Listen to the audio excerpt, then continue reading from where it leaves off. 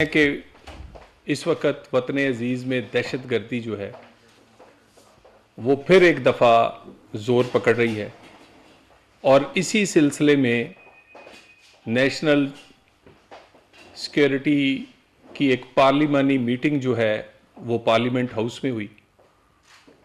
Unfortunately जो कि मुतवक्के था और कोई सरप्राइज़ नहीं हमें मिला, उसमें उन पार्टियों ने शिरकत नहीं की जो या तो नरम गोशा रखती हैं इन दहशत गर्दों के लिए, या फिर वो इतनी हिम्मत और नहीं रखती कि वो इनके सामने खड़ी हो जाए। पीटीआई ने फिर उसी तरह रवायतन पाकिस्तान की सिक्योरिटी के मामले पर होने वाली इस तरह की बड़ी मीटिंग को फिर उससे बाहर रही।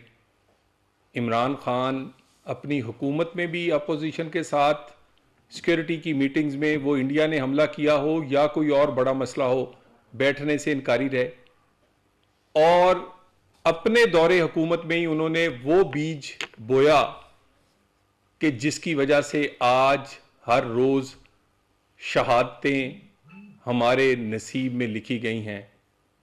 ना वो पॉलिसी बनती, ना वो जेट ब्लैक टेररिस्ट जो थे, जो कि मतलूब थे पूरी दुनिया को, वो दोबारा उनको पाकिस्तान में बसाया जाता और ना आज के दिन के ये हालात पैदा होते।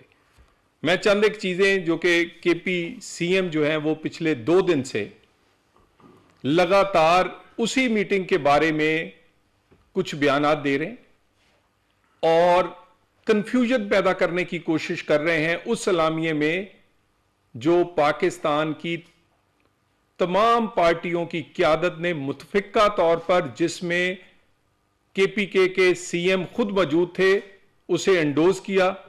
उस मुतफिका करारदाद को ना सिर्फ पास किया बल्कि उस पर अमल करने के इरादे को भी दोहराया। इन्होंने कहा कि किसी ऑपरेशन की इजाजत नहीं देंगे। मैं बिल्कुल वाज़े तौर पे ये बताना चाहता हूं, किसी नए ऑपरेशन का आगाज करने की बात ही नहीं हुई। नया ऑपरेशन होने ही नहीं जा रहा।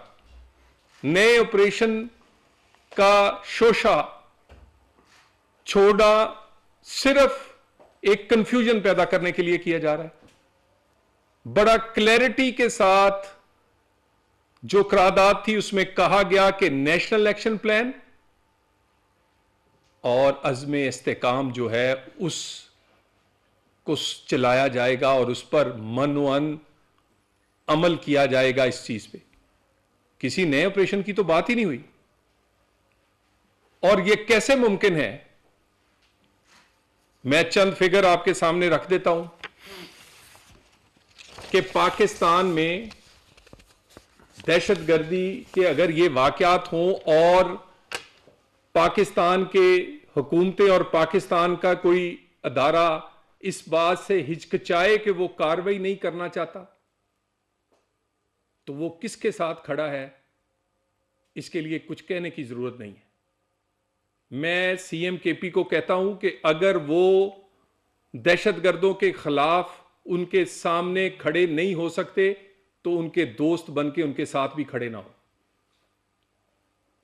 उनके लीडर और बानी पीटीआई ने एक हफ्ते बाद जाफर एक्सप्रेस की उन्होंने मजम्मत की है और जिस बयान में की है उसमें क्या कहा, सिक्योरिटी फोर्सेस और खुफिया एजेंसियों की नाकामी थी। खुफिया एजेंसी या सिक्योरिटी फोर्सेस इंफॉर्मेशन देती हैं, मजम्मत नहीं कि अफसोस जाहिर किया सर, उसकी वो इंफॉर्मेशन देती हैं, मगर वो इंफॉर्मेशन आपके अदारे इस काबिल ही नहीं है, आपके पास अदारे ही नहीं है, ना केपी में ना बलूचिस्तान में, कि वो उस दी हुई इंफॉर्मेशन पर अमल कर सकें। 80% के करीब बी एरिया है बलूचिस्तान का जिसमें लेवीज है। उन लेवीज की हाजिरी जो है वो 45% है। हाजिरी 45%। छोड़ दें कि उसके पास उनकी ट्रेनिंग और इक्विपमेंट उनके पास क्या है। जहां बी एरिया इतना हो, ना कोई फोर्स हो, ना कोई पुलिस हो, ना कोई बाकी सिक्योरिटी एजेंसीज हो, फौज का काम तो नहीं है कि वो ट्रेन की हिफाजत करें। कि फौज का काम है कि वो आपके सड़कें खुलाएं, या उनका काम है कि आपके इस तरह की जो वाकयात हैं उसको सबसे पहले वो पहुंचे? उनको तो हम उस वक्त बुलाते हैं जब आप बाकी सिक्योरिटी फोर्सेस के बस से बाहर हो जाती। तो आप बार बार कहते हैं कि ये नाकामी है हसास अदारों की। नहीं, हसास अदारे केपीके में किसको इंफॉर्मेशन दें? सीटीडी डिपार्टमेंट तो किराए की बिल्डिंग में है। उस मीटिंग में इस बात का इजहार किया गया कि 800 अरब एनएफसी का 1% पिछले 20 साल से केपी में जा रहा है। जरा केपी हुकूमत जो एक पार्टी के पास है पिछले 13 साल से, वो सिर्फ इतना बता दे कि उस 800 अरब में से क्या 8 अरब भी सीटीडी या दहशतगर्दी के खिलाफ जंग पर, किसी पुलिस पर या किसी इदारे पे लगाए? कहां गए वो पैसे? पुलिस, केपी की पुलिस बहादुर है, लेकिन नहत्ती लड़ रही है। पॉलिटिकल विल नहीं है उनके पास। और मैं एक बात पूरी रमजान शरीफ में पूरी वसूख से ये आपके सामने एक रख रहा हूं।